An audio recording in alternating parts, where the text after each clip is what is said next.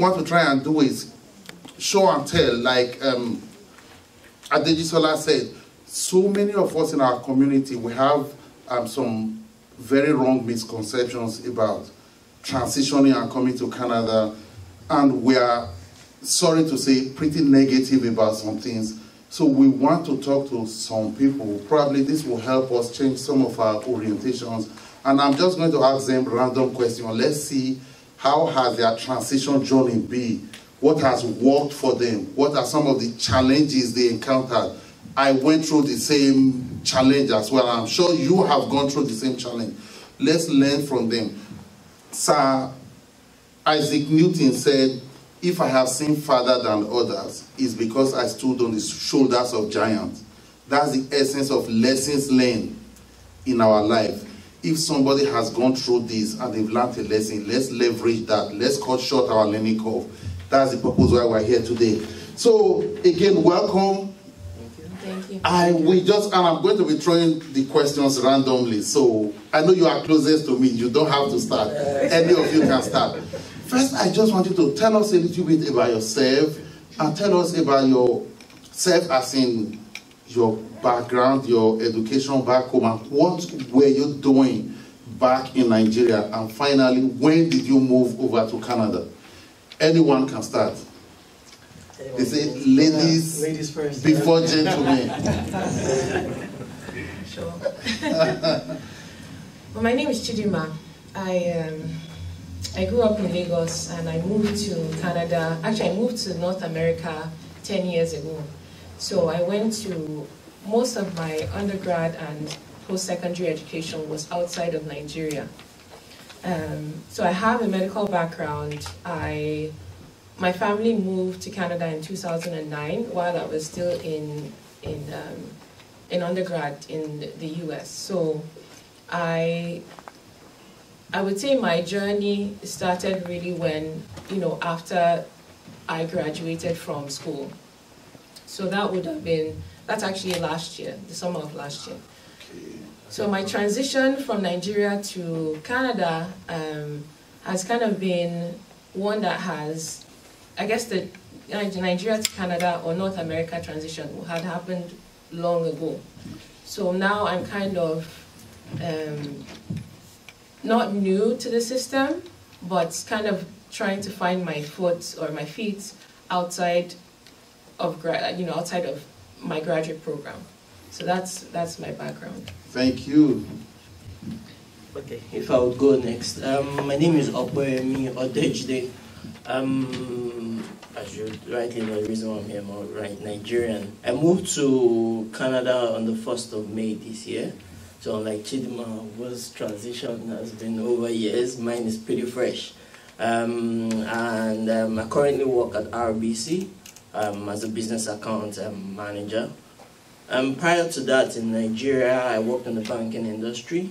I have over 13 years experience in the banking industry as a portfolio manager and as a corporate banker. What else? Yeah, that's good enough. Thank you. Yes, I'm Tunde Ajayi, and I moved to Canada last year, about 1 year and 6 months ago. I'm a medical doctor, and I trained in the University of Lagos, so Idiaraba, for the people that know. Any Idiarabite in the house. All right. Okay. So I finished about some years ago, like 6 years ago, thereabout. So I've been practicing. I practiced in Nigeria for about 5 years before coming last year. I practiced in psychiatry, and I also did some general practice because, I mean, for some of us, we can't just leave general practice because as we're training in residency, we also go to, we call it, I think we call it shop. So what you do is like, we go for the general practice, so we make extra money on the side. So we're not restricted to only psychiatry. So basically, that's what I did in Nigeria before coming here. And honestly, I wouldn't say it's been better versus that. When did you say we should stop the question before I went too far? Don't worry, you are doing well. So I'll follow up with the next question. But thank you. Yes, thank you very much. Thank you today. Yeah. So the next question. So now we are in Canada. So how has the experience been in Canada? I think that's the next question. What were some of the challenges? And for Kweyemi, glad to know you've been hired by RBC, which is great. So, but before you got hired by RBC, how was the experience? What are some of the challenges you've gone through? And Tunde, probably when you are talking, that's where I'll need you to talk about. You are a medical doctor. You don't want to drive Uber in Canada. You want to be able to practice medicine. So what has the transition been? What have you been doing? Sure. Okay. I'll start off. First, you need to have a short list of the organizations that you're looking at working for. And before I came to Canada, I had identified RBC as the bank I would want to work for. Of course, given their position in the industry and the fact that I had a friend who worked at RBC in the UK, so I identified RBC as a potential target. However, it's one thing to identify a potential target, it's another thing to get a job. They're two different things. So I think what worked for me was I did my own work. Before I left Nigeria, I'm sure many of you would have heard of Access Employment. I enrolled in the online program of Access Employment before I left Nigeria, and they did help with my resume, and they helped with preparing me to land in Canada. And subsequently, when I came, I would say I was a bit privileged in the sense that they had a leadership program which was going to commence on the 14th of May. I came on the 1st of May, and the leadership program was commencing on the 14th of May. I wouldn't have gotten a position on the leadership program, but I kind of like put pressure to make sure that I got on that leadership program. And luckily for me, I got on the leadership program of Access Employment. And RBC, I had what they call a speed mentoring program there, and me and a couple of colleagues were selected. Now, I'd like to put a bit of emphasis on that. There were, I believe, 23 of us who were in the speed mentoring program, and I think about 3 of us were hired. From the 3 to 4 of us were hired from the mentoring program. And what I would say concerning that is you need to find what your A game is. And emphasis on A game, what I mean by that is, so they had told us RBC was coming on the 15th of June during the program, and we were all going to be in the session. So I asked myself, what can I do differently to stand out amongst the 20-something people that were there? And I had heard before then, they had mentioned to us that before you join RBC, you might be asked to make, especially for this role, you might be asked to make a presentation and the like, so like a proposal kind of stuff, then PowerPoint presentation. So what I did is I didn't wait to be selected before I did my PowerPoint presentation. I went around and did my research. I used Scott's directory. I did my research. I put together, I think, about a 15-page presentation on the Brampton, Mississauga market, and basically the number of small businesses that existed in the market and the contact details of the owners of those small businesses. So I went into details to put together a good PowerPoint presentation. So when everyone, this is how the speed mentoring program works. So a couple of people come, recruitment managers and HR managers, they speak to everyone in the room, and subsequently you have a breakout session in which you break into different rooms. So everyone had their own time in the breakout session, but while I was going for my own breakout session, I had my presentation in hand. And not only did I have my presentation, I also had the awards that I received for when I was in the bank in Nigeria in hand with me. So when I was speaking to the senior recruitment manager, I put forward the presentation to him, and these are my awards, which served as proof of what I've done in the past. And they looked at the presentation, and it was, according to them, they were blown away, because that was the feedback I was given by the Access Employment coordinators after that. I was the only one that put together that presentation.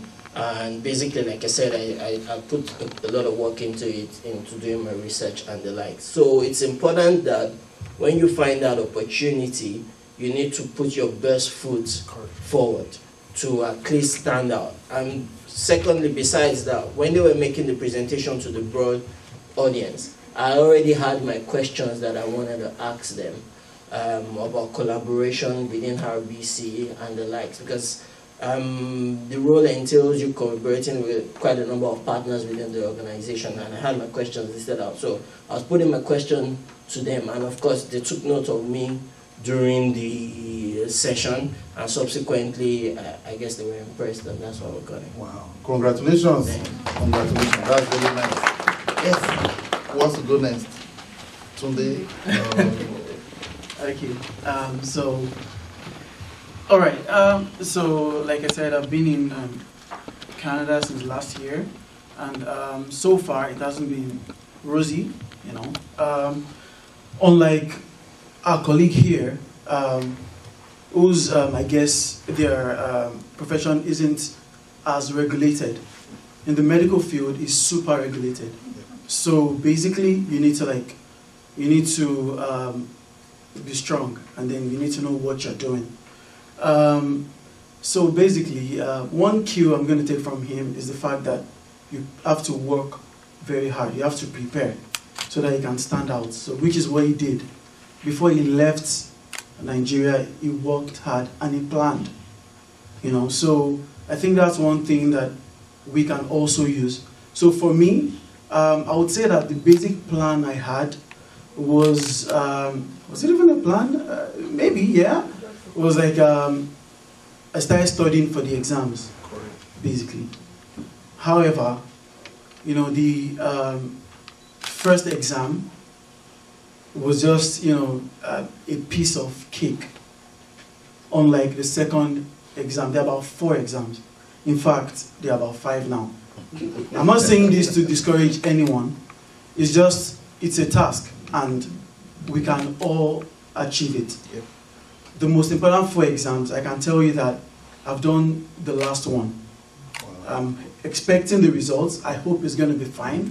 All right. In between that, I've also done other exams to get, because some people say don't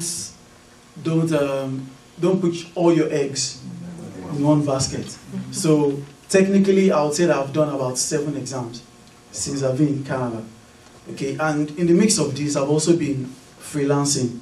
You know, like, of course, you have to put food on the table, you have to pay your bills, you know what I mean? So now where the plan comes in is, if you were in Nigeria, for example, there are certain exams you can take before coming to Canada while working in Nigeria.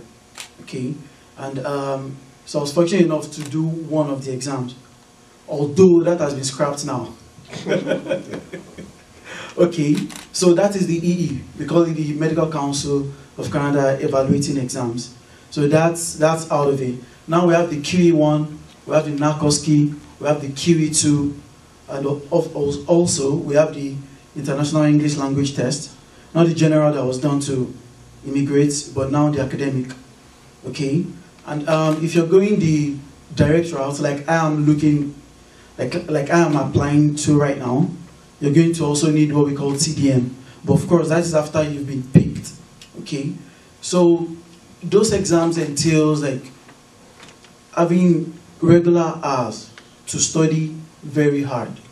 Because a lot of people feel that, oh, when I was in medical school, I was really smashing, I'm so good, I was one of the top 10 in class. I know, before you even got into medical school, you were like top 10 in the same college, the secondary school? Here, it's called college, eh? High school. High school, sorry, high school, yeah. So like top 10 in high school, you're very good, yes. But it's a different ball game. The way these exams are set, the way the questions come, it's totally different from how we do ours in Nigeria.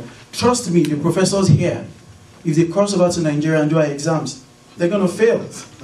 Absolutely. Like, honestly, because the way they set the exams are like absolutely totally different. So you like need to reconfigure yourself. You need to feel like, okay, this is medical school all over again.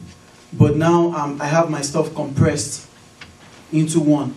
Now I want to sit down, I want to study, and you know, like quickly finish this, O&G, surgery, pediatrics. I have medical people in the house, so I'm sorry, I'm talking to the medical people right now.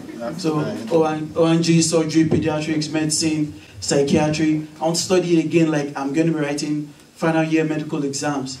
So basically you take it that way, you know.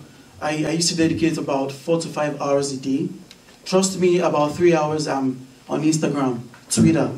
So the point is you have to dedicate the hours so that at least you take 2, 3 of them seriously. Then, you know, you're able to like get through it. And after the exams, right now I'm applying to jobs, and I hope that one of them come through. There are different pathways. You have the residency. Okay, residency is super tight.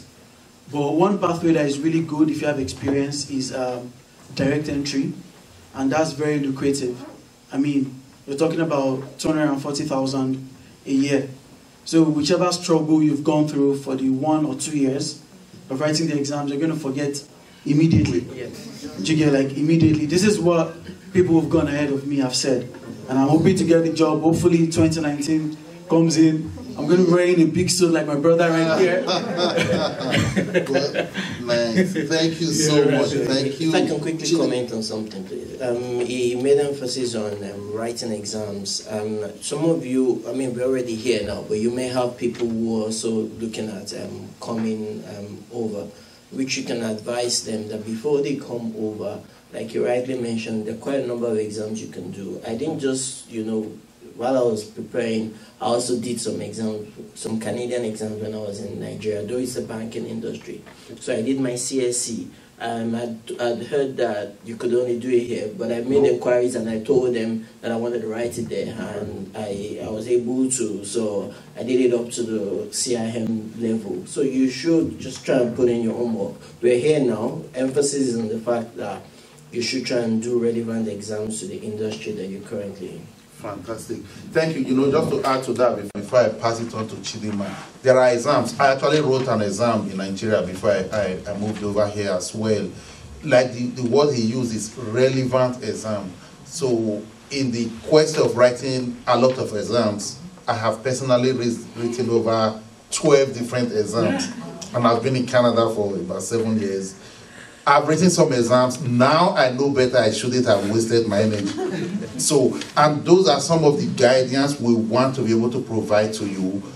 There are some exams, and I'll give you a very simple example. When I first got here, I had written a banking exam, CSC and IFIC. You can write it in Canadian Embassy in Nigeria. They supervise it, so you don't have to come here. But the first day I got here, somebody said, oh, you have to write an insurance exam. That's where money is. They call it LLQP. Pretty difficult exam.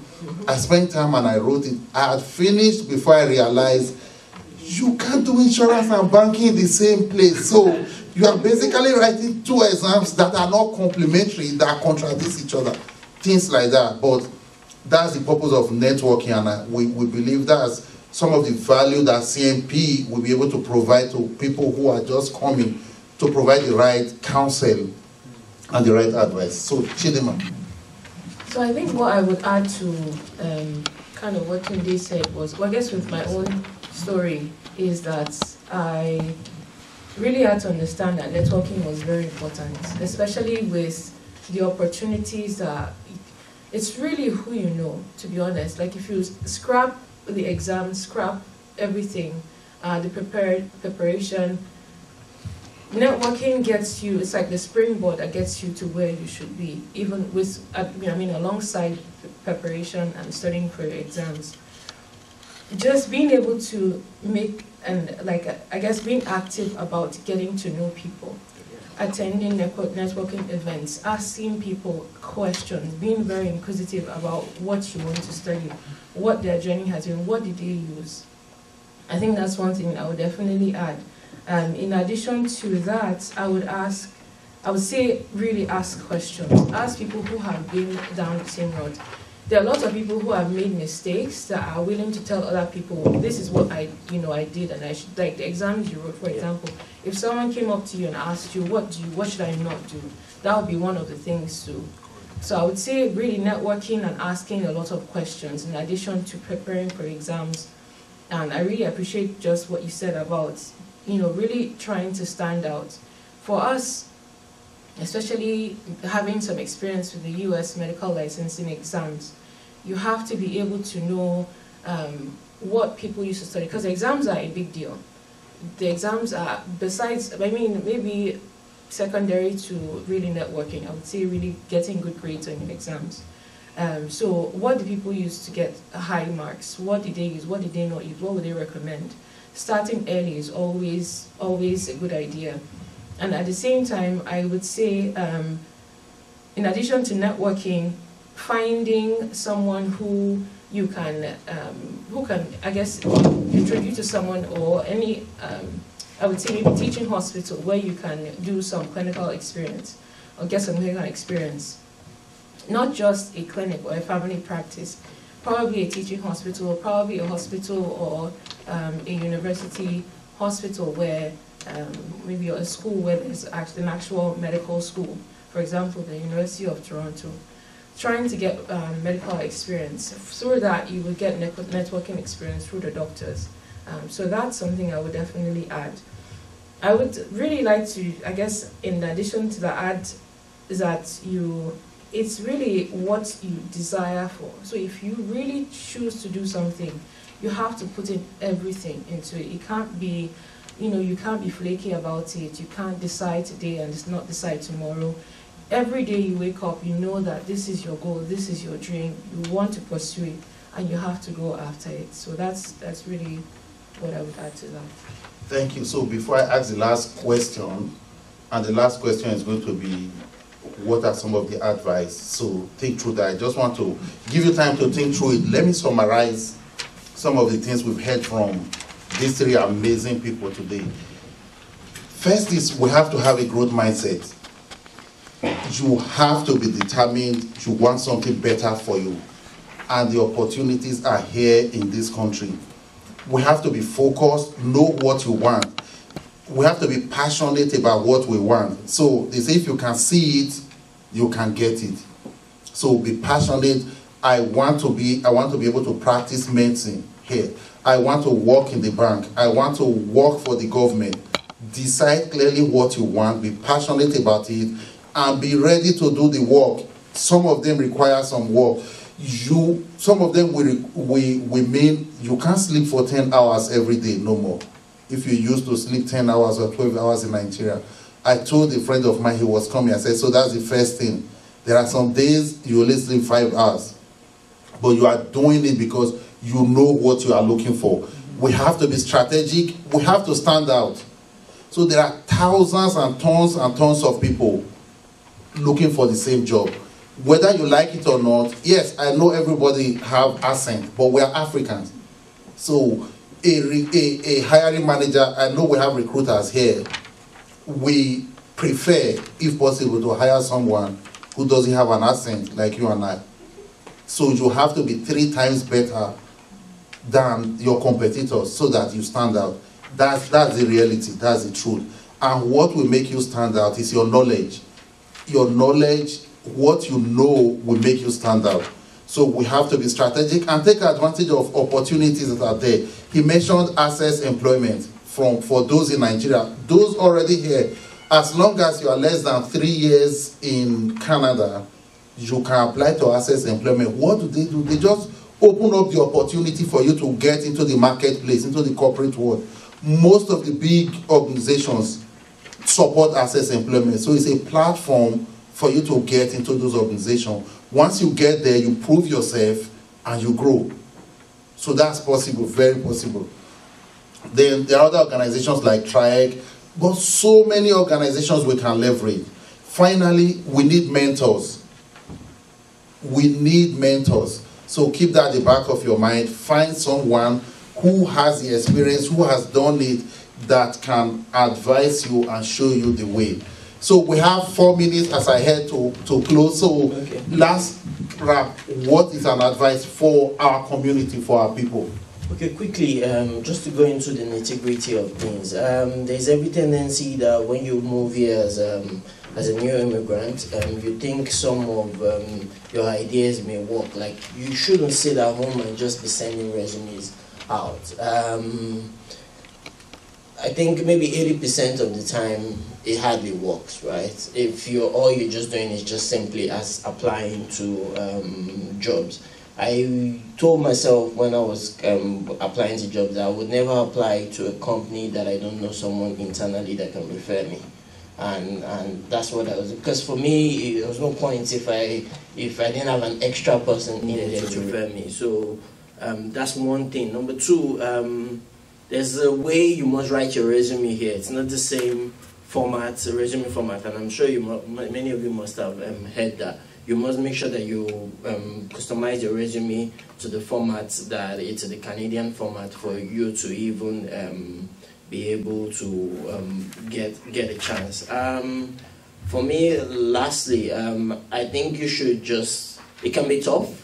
When you come here, you look at your bank account draining before you get a job, and you're wondering how far can I go before I go and take a manual job or something. But however, I've seen people who have come here and taken senior positions coming here, senior audit, internal auditor, senior risk manager. You don't necessarily have to go take the most junior of role just because you're trying to get in. But like I said, I know it can be tough, but you should still have a high, so you can have a double-edged sword. Apply for those roles that you know you should ideally be qualified for, and maybe apply for the junior roles as well. Thank you. Your bills is okay. So many people have done it successfully, and once you pass your exam or you get your goal, you get out of that situation and you'll be strategically placed where you belong. So once again, thank you so much. They are going to be around at the end of the session. Chat with them. If you have questions for them, you can connect with them. Thank you very much. Thank you, guys.